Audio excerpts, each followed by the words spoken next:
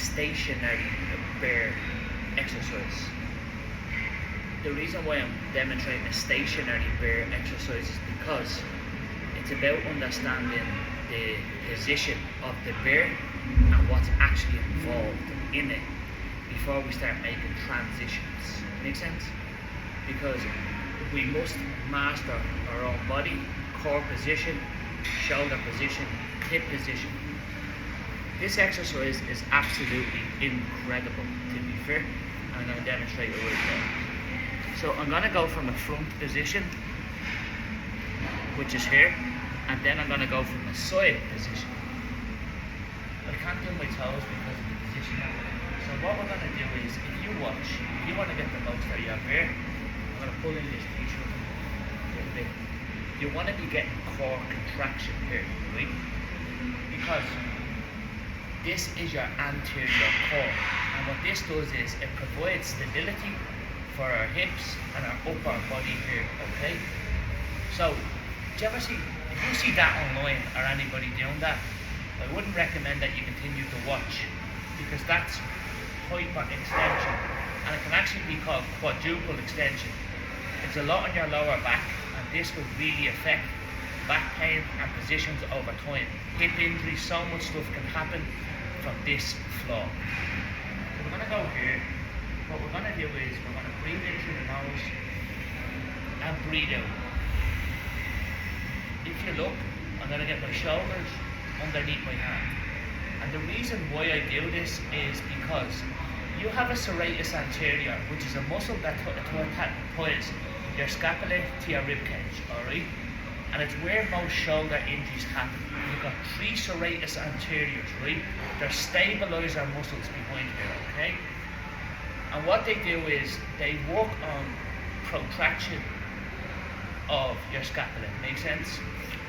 So I know a lot of boxers and a lot of people watch this, and people with shoulder injuries. That's why I need to explain this. These muscles are not taken lightly.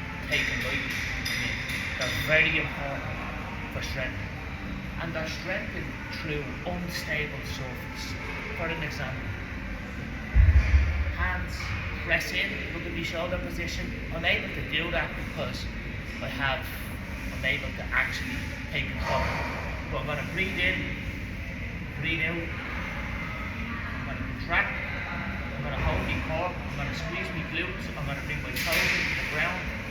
And I'm starting to feel stability around here and stability through my core, alright? Now what we're going to do then is, this is the stationary bear. You can do 3 things, what I'm going to teach you. You can breathe in,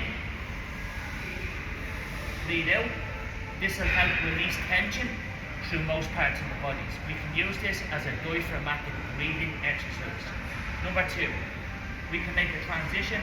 We can put the hands into the ground, gain position, squeeze our glutes, abs engaged, hips in a line, and we can raise up a little bit.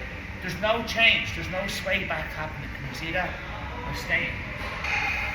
Breathe in, breathe out. If you really wanted it, you could transition this into a walk with no change. Make sense? That's number 3. Remember, the principle is to get this position right first. If you feel aches in this position, chances are that your body tells you that these are muscles that are weak, have too much tension, are inhibited, and are probably causing you problems when you're not looking at them. The invisible becomes visible when you go into good stability positions. You can make this rotation by lifting your leg, but when you lift your leg, you don't sway. Make sense? The leg transition goes like that. It's just that, no change in the body, and relax. No change, relax. Now, I see a lot of people doing all this, which is good, but just because that looks great, just because all that looks great, it doesn't mean that it is great. It doesn't mean that it's serving you a purpose. Does that make sense? Because you can get a lot of like core position, shoulder strength throughout this exercise without doing all these fancy looking transitions. Just because something's fancy, it doesn't mean that it's relevant or specific to you and what you're looking to achieve. Make sense? Let me know if you ever need any help with any of this. I'll speak to you soon.